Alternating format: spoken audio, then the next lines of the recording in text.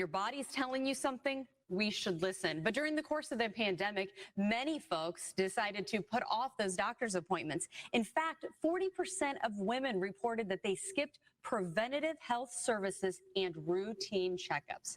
To talk more about this and what we need to know to get back to going to those doctor's appointments, let's go ahead and welcome to the show Barb Dean, also known as Nurse Barb, plus Dr. Nakachi Azia. How'd we do? I've been working on that all morning for you because you ladies already and talking with you are both so lovely. Oh, Natalie, it's such a pleasure to be here with Dr. Nkechi Azie on behalf of SignNexus to talk to you about women's health. So let's dive right in because I just shared that statistic. 40% of women are saying they did not get the preventative health care that they needed. So obviously this is a big issue. Are the both of you seeing that in your practices as well? I am. As a nurse practitioner, I saw that a lot of women really hesitated to come in, and it's understandable that during the pandemic, women didn't get their preventive health care. They didn't have pap smears, mammograms, or their routine annual physicals. But also, Natalie, they did not come in for those worrisome and irritating vaginal infections that never seem to go away. But let's change that because May is Women's Health Awareness Month. So now is the time to focus on your own health care. Okay, so you mentioned a few of the health conditions that you are seeing. And again, I think it just stresses the importance of some of these health conditions that you may be seeing that people may want to ignore, but really shouldn't, right? Oh, please don't ignore these symptoms. And sometimes, especially with vaginal infections or vaginal yeast infections, we ignore them because we're really afraid or we're embarrassed to talk to a healthcare provider. And if you're dealing with this, you're not alone. 7 out of 10 women will have a vaginal yeast infection sometime during their lives, and half of us will have multiple episodes.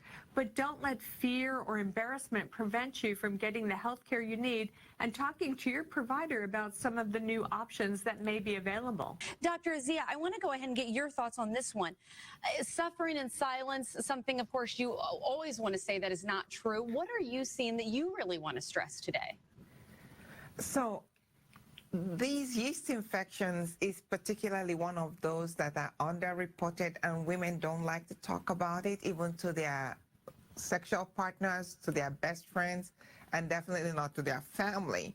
And it's understandable. For the last 20 years, you know, it's been the same type of medicine available for treating yeast infections.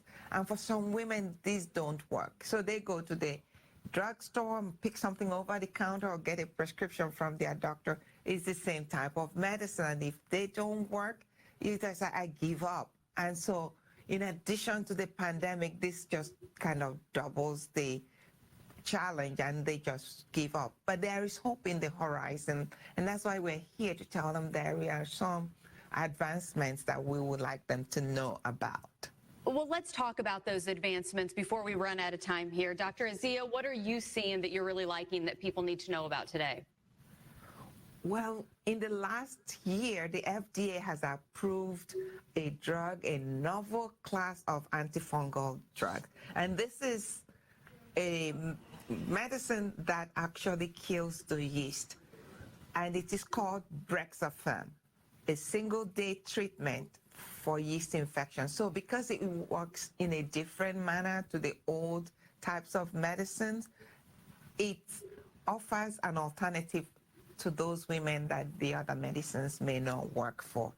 But remember, it is not for everybody, particularly women who are pregnant. So please, don't suffer in silence, don't suffer alone anymore. Call your healthcare provider and see if this is appropriate for you. Good stuff. Well, thank you, ladies. We are out of time. Again, the both of you are such a pleasure to have on the show today, and I enjoyed talking with you both. As always, we've got more information on our website, so take care, and hopefully we will see the both of you again. Okay, and for more information, you can always go to yourvhealth.com, and V stands for vagina, so yourvhealth.com for more information.